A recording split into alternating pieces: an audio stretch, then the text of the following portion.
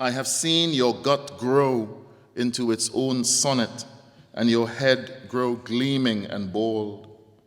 But today, it is your chest I come to know.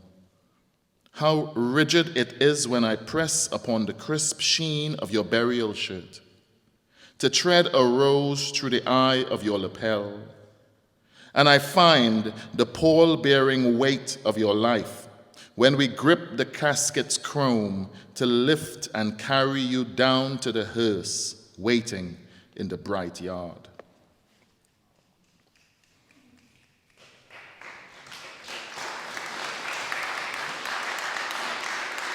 Thanks. So, I talk about rings quite a lot in this book because my father loved jewelry and loved rings, and I got a couple of his rings. This is one of his rings, which I know you can't see. It's a really nice ring. If you can't see it, that's too bad. But yeah, it's a really good ring, and it has a history because, as you'll hear, I remember my father wearing it when he was alive, and this is something that I got after he died.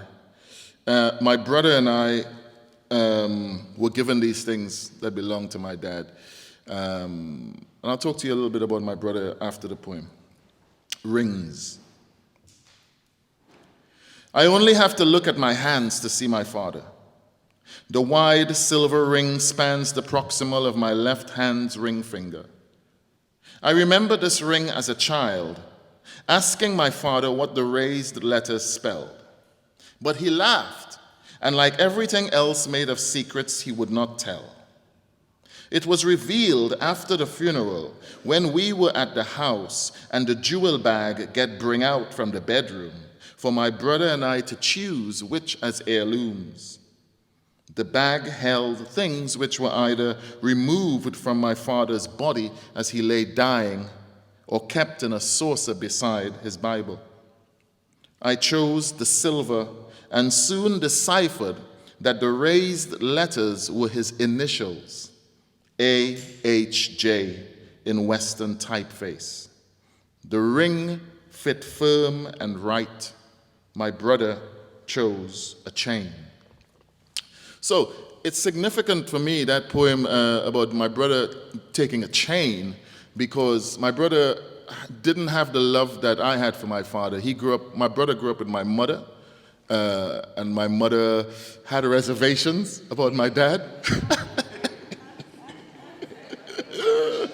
So she had reservations, She wasn't sure about him being this dude and this legend. She had a different experience of him. So my brother grew up with that kind of vibe. He didn't really like my dad. He felt that my dad had abandoned my mom and he wasn't a good father, which was right. But I loved my dad because I was with his mom, really interesting dynamic. But what's interesting is that at the end, my brother takes the chain. It's almost like he's chained to this, is carrying this weight around. He's chained to this sort of unrequited love and relationship with my father. 5 times I'll read a poem in which he features more vividly. But let's move on.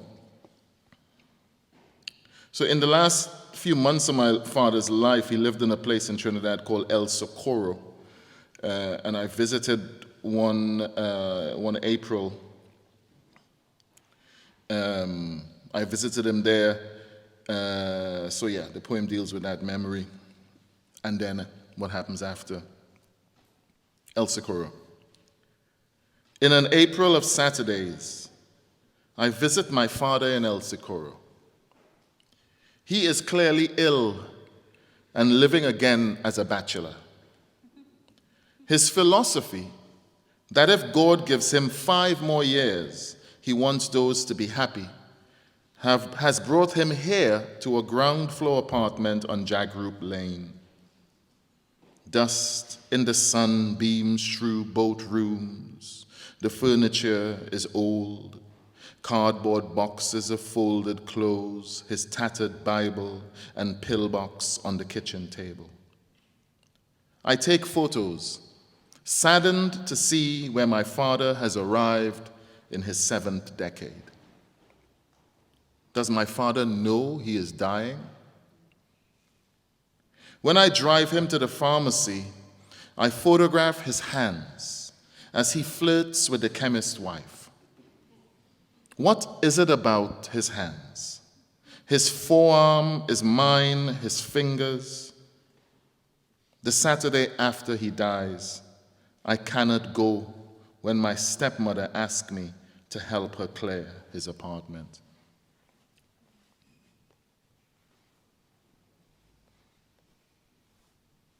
Okay.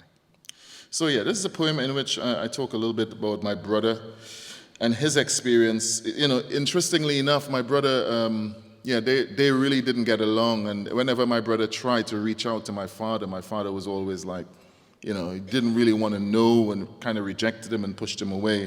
He wasn't really warm to him. But at the end, it was my brother that went to the hospital to give him blood. My brother was the last person that saw him alive. Pretty amazing. So yeah, this is really personal stuff. But you know what? I think that I learned a long time ago as a poet that the more personal you get in your work, is the more people you reach, the more people you have impact on. So, you know, yeah, when we try to write for everybody, no one feels it. When we tell the truth, everyone feels it. So, the aloof. My brother reminds me that he tried several times to reach out to our father. He heard once that Albert drove a black taxi on the San Juan to Port of Spain route. So he went onto the taxi stand on Independence Square where the other drivers recognized our father in him. He waited until Albert returned from the east, but when the big man came, he was nonchalant, cool. They talked. In the time it took our father's taxi to refill with passengers. When Albert drove away, there was no plan to meet later that day, but Dennis waited for a while in the shade of the Express building.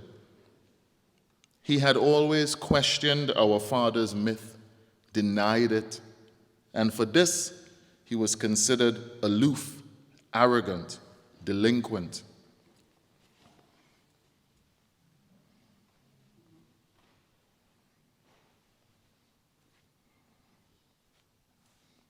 Okay, so here's another poem that's in Creole, it's in Trini Creole. Again, too bad if you don't get it.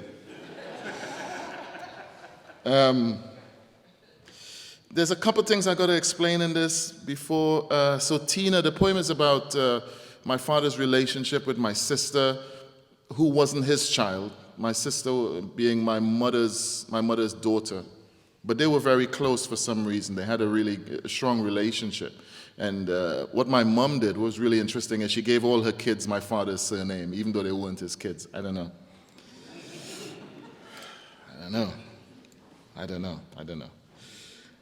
Even she carried his name for a long time. Anyway, maybe she just liked the name Joseph. I don't know. But anyway, so my sister Martina and my father really liked each other. And this is about a poem about my mother's house where Martina lived. When my mother died, Martina stayed in the house, and the house was basically falling down around her. They were very poor. The house was falling apart. And my father went up there to try to help, to try to see what he could suggest. And this is him trying to talk to her and tell her what to do. TN Tech, you'll hear in there. TN Tech is the Trinidad and Tobago Electric Company. I had an interesting conversation with my editor about the word quite in this, because in Trinidad we use the word quite to signify distance. So I will say quite in Birmingham, or quite in London. I went quite in London and come back. It means I went all the way to London. You know, quite is a distance.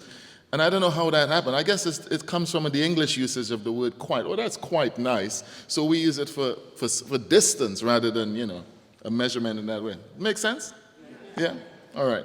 So in the end, I had to battle the editor at Bloomsbury and say, no, I have to use this word. They were like, oh, but people might think you're making a mistake. I said, no, they're going to get it. They're going to get it. So, Tina, hear this one. The big man surveyed the house. He said, okay, all you will have to break down to build back that kitchen. While they're building, them pillars could support the bedroom. You and your daughter could stay in there. The living room need new flooring. Tiantec not connecting electric till you fix that roof. The wiring faulty. Fire.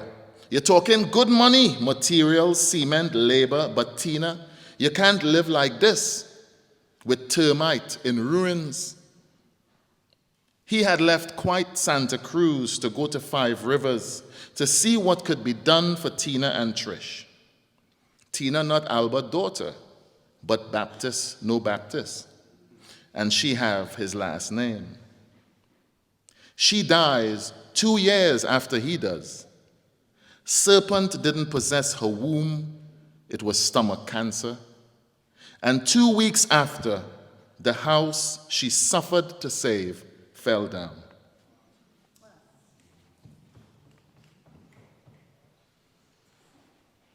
Okay, so coming to the end. So I have no memory of my mother and father together, besides the fragment of the poem I read at the beginning. I don't remember seeing them together, but what I do have is this beautiful photograph, which is in the book, which you won't be able to see. You have to buy the book to see it.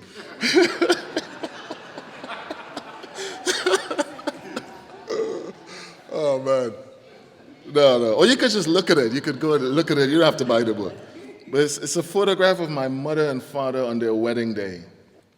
And that's the only image I have of them together. So this is a gap in language. They are captured forever in monochrome on the leaning lawn of their wedding day in September 1966.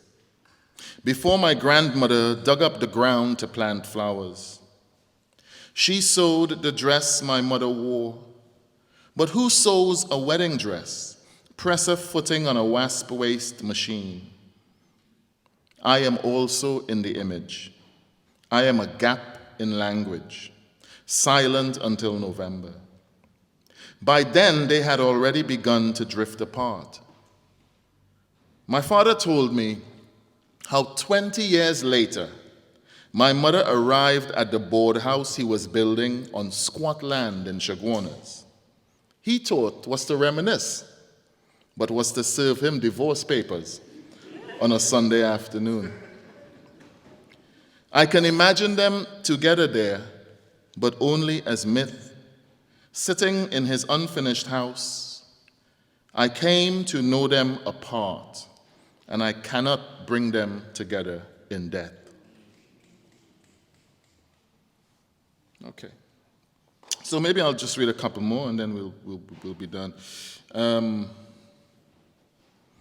Yeah.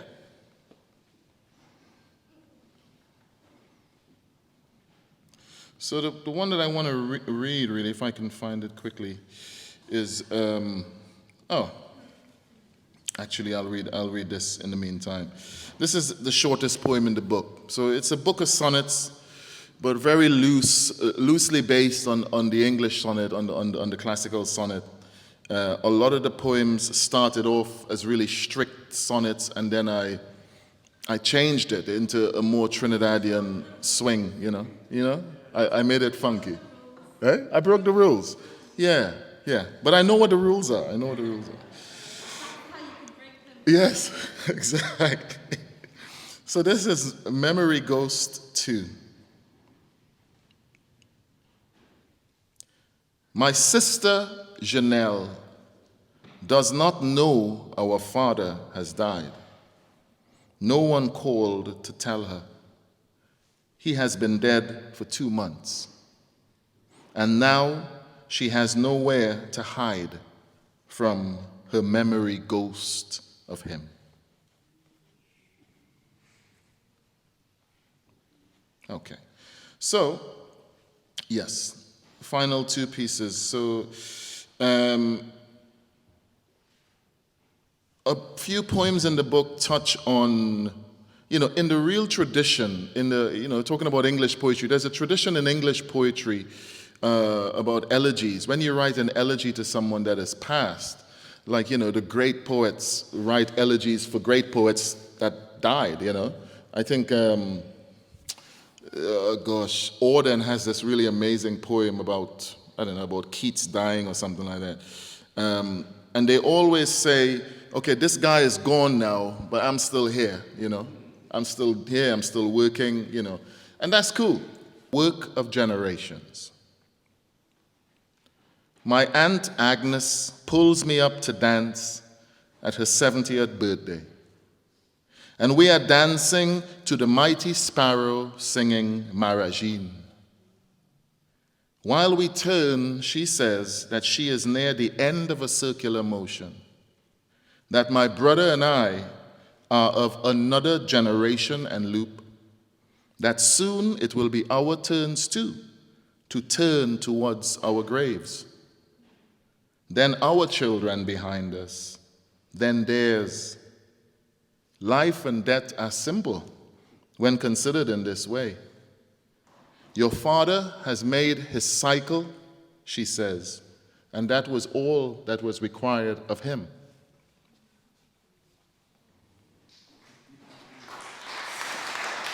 Okay.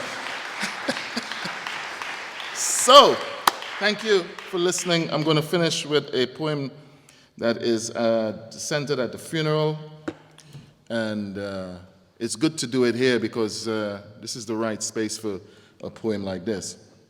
The tumuli in Santa Cruz. So a tumulus is, for people that don't know, the tumulus is the mound of dirt that forms over a grave. The little mound of dirt is called a tumulus. So when you have many tumulus, they become tumuli. It's like a graveyard that's filled with these mounds. So the tumuli in Santa Cruz. Fire for you, and the mothers of the church lit candles upon your breastbone. Fire was lit, even in the hole to purify the earth to receive you. They poured flame from brass goblets of croton and pink ixora and swung a chant to kill death. O death, draw out your sword. Your body lay in the sweet brown. The red church on the hill grew nervous in the noon. The long hearse purred in the sloping yard. Perfume sang from the bosoms of aunts and far cousins. Look out over mountains. Look out where rayo trees are planted on tumuli of bones like ladders for spirits to cross into heaven. Oh, fold me in and fly me around the valley. We shall all be rooted in this well of ours eventually. Thank you for listening, folks. Yeah. I want to say thanks to Shirley, Young Identity, Cathy Bolden, Manchester Lit Fest,